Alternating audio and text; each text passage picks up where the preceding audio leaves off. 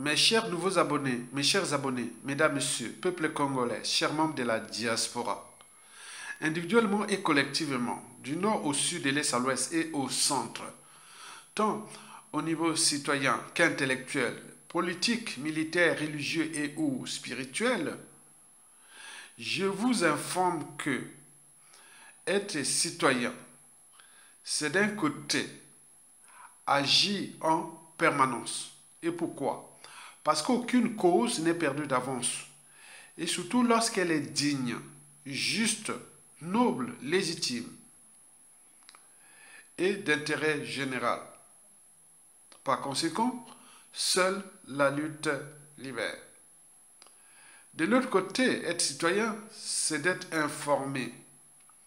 Et pourquoi? Parce que l'ignorance est la pire des souffrances. Le savoir et la connaissance vous libèrent.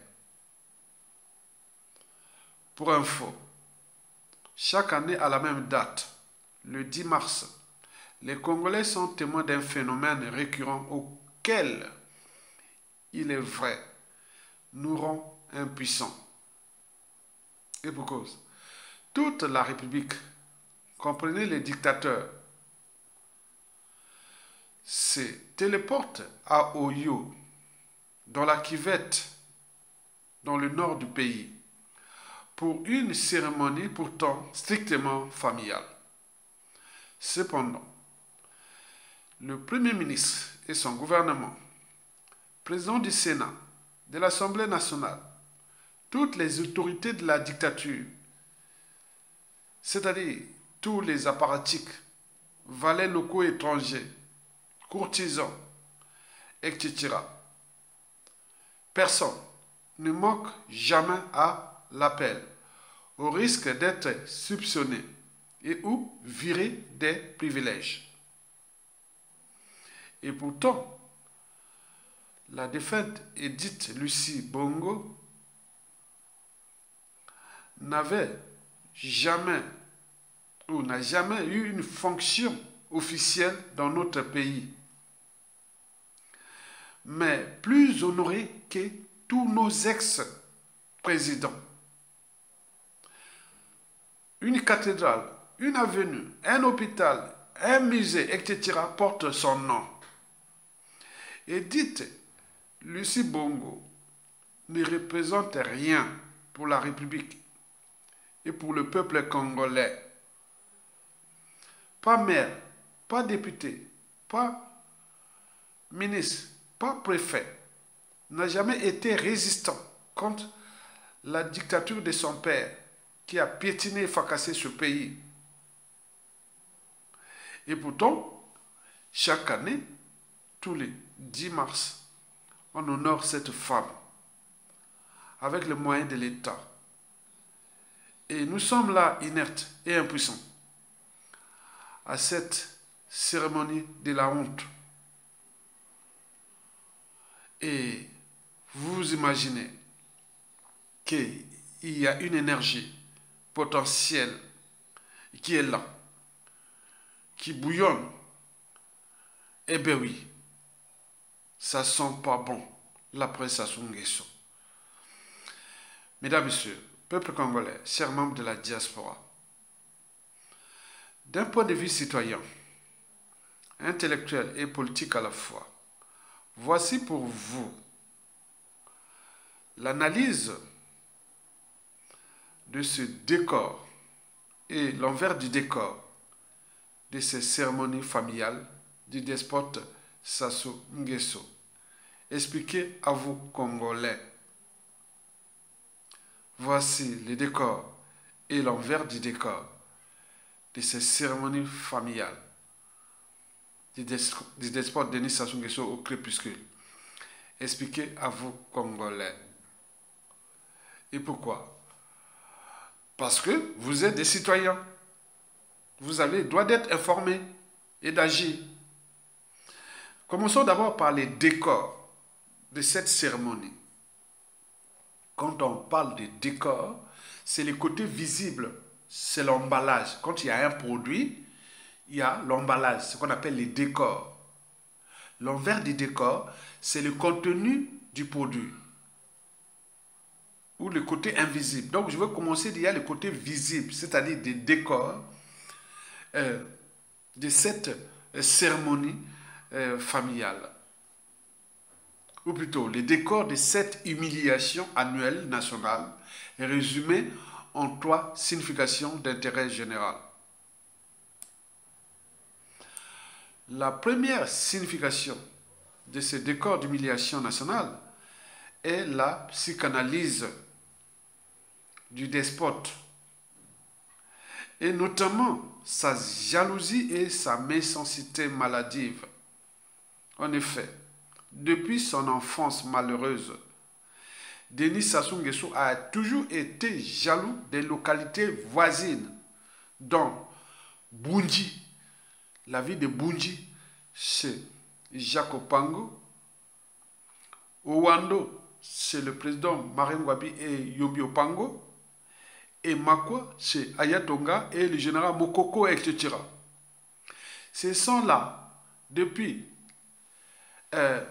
la colonisation et le début de la République, avant qu'il n'arrive au pouvoir, Denis Sassou Nguesso, la lumière de cette région se trouvait à Bunji, Owando et Makwa. Et maintenant, ces 3 localités sont dans les ténèbres. Et où il a construit tout chez lui, à Oyo. Donc, vous savez que Sassou est jaloux, était jaloux, et jusqu'à nos jours, de Makwa, Owando et Bunji.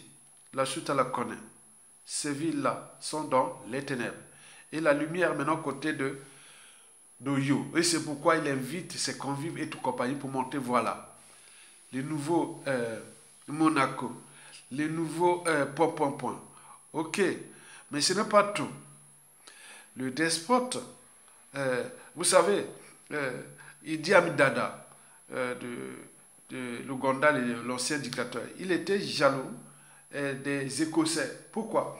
Parce que les Écossais avaient tenu tête aux Anglais. Ils tiennent toujours tête aux Anglais. C'est pour cela que dans le pouvoir d'Idi Amin Dada en Ouganda, on trouvait beaucoup d'Écossais comme conseillers. C'était pour tenir tête aux Anglais, où l'Angleterre fut le pays colonisateur de l'Ouganda. Donc pour tenir tête aux Anglais, Idi Amin Dada avait recruté que des Écossais qui travaillaient avec lui pour damer le pion aux Anglais. Et ce n'est pas tout. Il y a aussi Bédel Bokassa qui était jaloux de Napoléon, si bien que bon, ben, il avait tout le temps, je serais empereur. Donc il était jaloux de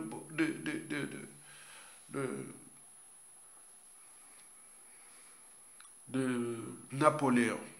La suite à la connaît. Bokassa était devenu empereur. Et Sassou, c'est pareil. Il est jaloux, ou toujours jaloux, de Mobutu et de Bokassa. Et pourquoi? Parce que Bokassa avait construit chez lui ce qu'on appelait Berongo. C'était comme Oyo, comme ça. Hein. Et Mobutu avait aussi construit chez lui, dans son village, ce qu'on appelle Guadalite. Et depuis la chute de ces 2 dictateurs, ces lieux sont devenus dans les ténèbres, dans la brousse, dans la forêt équatoriale.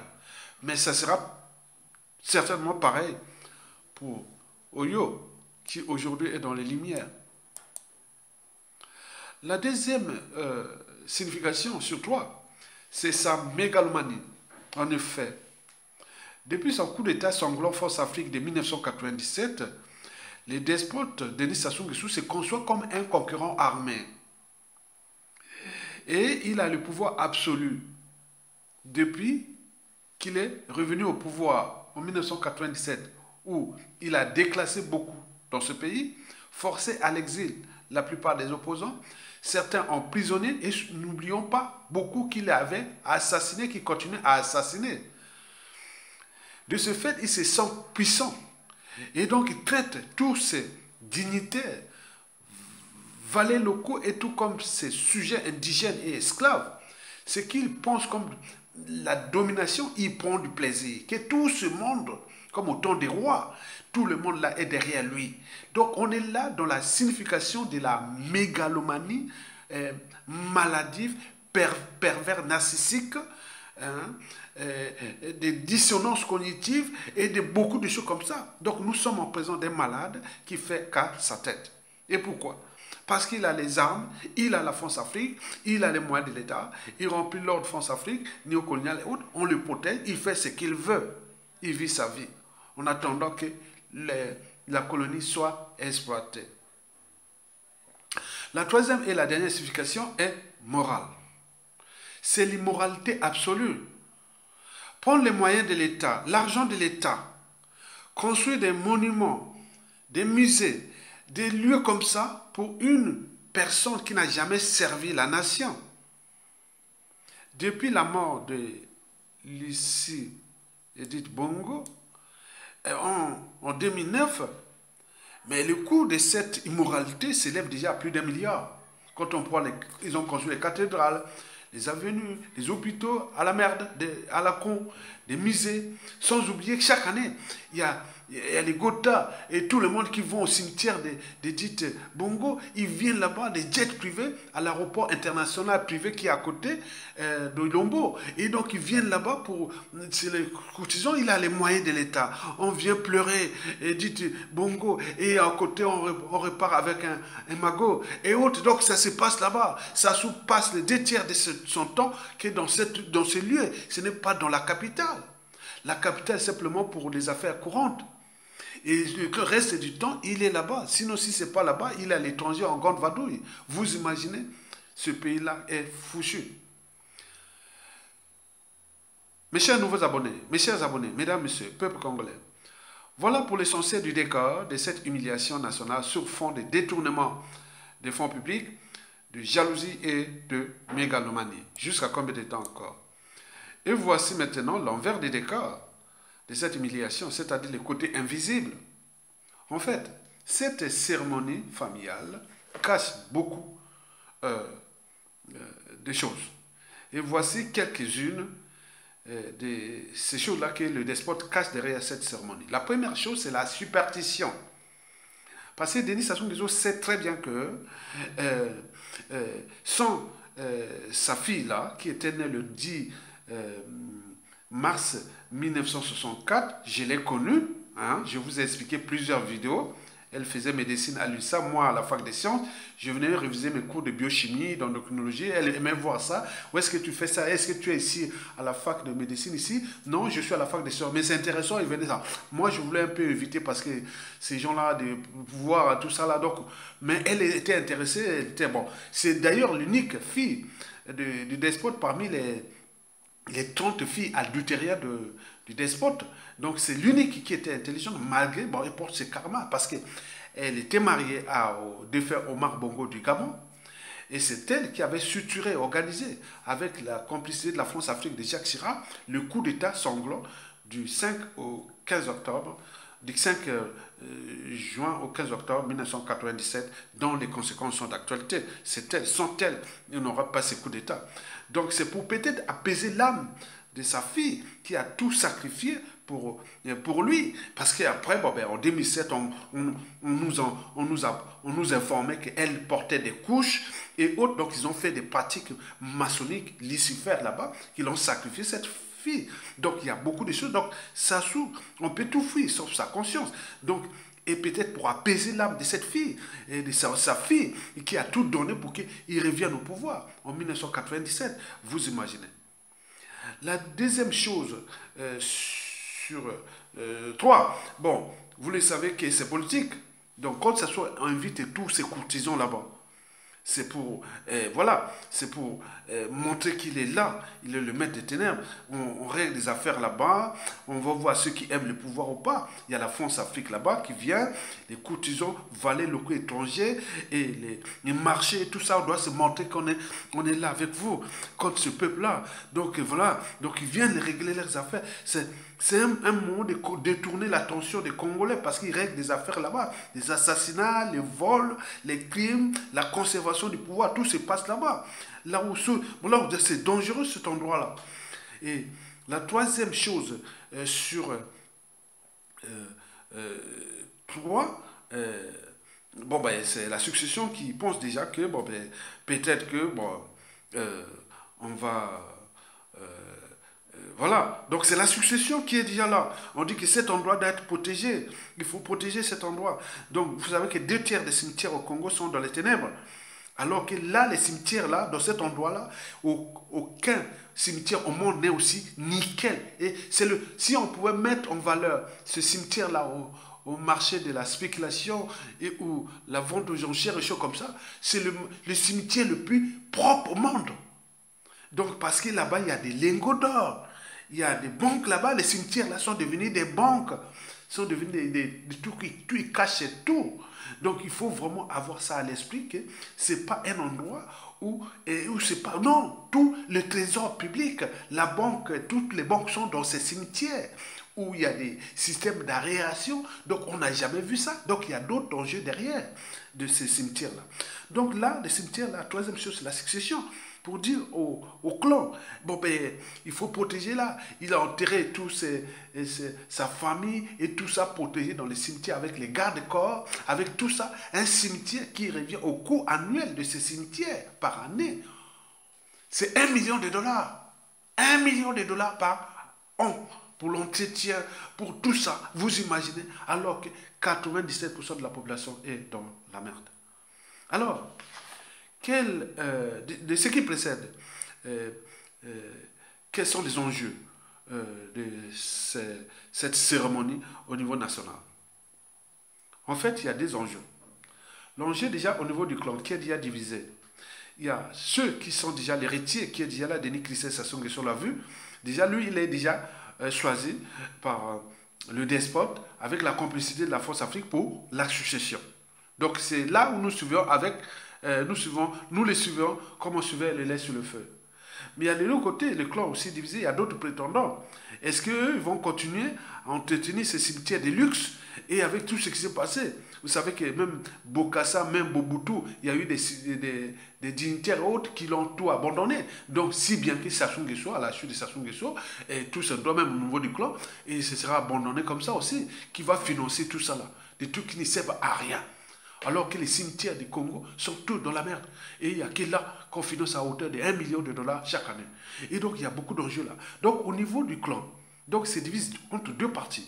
Il y a la partie de Denis Christophe Sassou Nguesso, qui est le fils déjà choisi par le despote et la France Afrique, et pour la solution pour préserver ces tombes-là et tout ça, la dépouille et tout compagnie du despote. Au cas où il meurt et il va être là par un endroit parce qu'il pense l'éternité et que voilà, ça sera un endroit où tous les enfants, petits-enfants, ils viennent dire oui, notre grand-père, arrière-grand-père était président alors qu'il fut dictateur, il fut despote, il a tué des gens et que l'avenir, le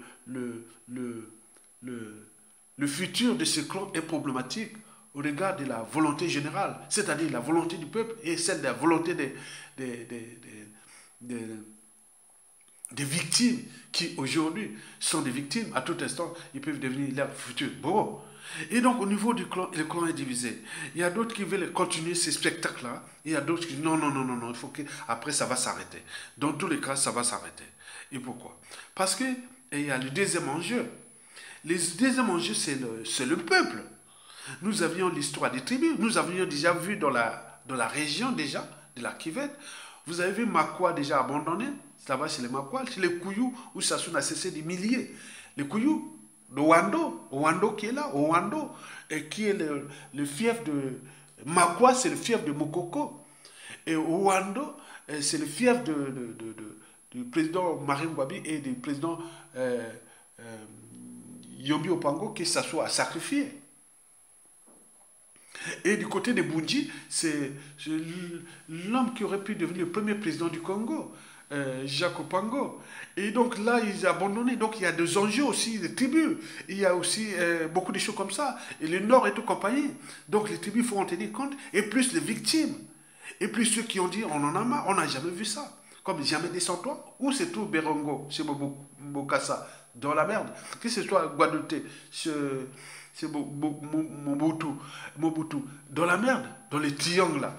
Là où yo là, Si vous partez de Yola jusqu'à ce Bokassa, c'est pas plus de 500 km. Hein. C'est pas loin de là. Berongo, c'est Bokassa de Yola. Là où ils sont là, c'est la ville, là, au Yola. Là où il y a Sassoula. Là-bas, c'est pas plus de 500 km. Hein. Maintenant, on enlève vers Berengo, Guadeloupe, c'est Mobutu, c'est pas plus de 1000 km. Hein. Donc, c'est le bassin du Congo. Donc, il y a des exemples. Donc, il n'y a jamais des 103. Donc, il y a des gens qui ont envie de découdre parce que ça sont des choses. On ne retrouve pas la tombe du président Massamba Deba ou la dépouille ou tout ce qui est du président Massamba Deba. Beaucoup pensent que Sassou Nguesso, avec le mal qu'il a fait dans ce pays, il n'aura jamais de tombe dans ce pays. Et bien au-delà, les tombes de Dite Bongo, et qui, dans la partie sud du Congo, on pense que, 2 tiers de la population, qui pense que c'est elle qui est à l'origine de la mort de la plupart des Congolais, c'est parce que sans elle, avec la complicité d'Omar Bongo et de la France-Afrique, Sassou n'aurait pas reçu ce coup d'État-là, a été financé par les réseaux de Dite Bongo, Omar Bongo, depuis le Gabon, avec la complicité de la France-Afrique et les pays périphériques, dans l'Angola, le Tchad, et le Rwanda et autres. Donc on connaît. Donc il y a ça, cette volonté générale est là. Donc cette cérémonie au cœur de plusieurs enjeux en fait. Donc au niveau national, il y a déjà ces gens-là qui se disent que tôt ou tard, quelle que soit la durée de la nuit, le soleil finira toujours par s'élever. Et donc ces cimetières-là, cette cérémonie, cette cathédrale et tout ce que vous avez vu là, ces décors-là qui engloutit 80% du produit intérieur brut congolais et surtout du pétrole volé au sud et du bois volé au nord, passé par là au sud aussi, et des minéraux et de tout ça. Donc, c'est quoi cette affaire? Donc, c'est quelque chose là, cet endroit, ce sont les dernières cérémonies qui annoncent déjà l'avenir incertain de ce clan, de ce lieu et autres regards des contentieux historiques en dormance et en cours de téléchargement. Mesdames, Messieurs, peuple congolais, likez, partagez et soutenez la résistance. Tokolonga.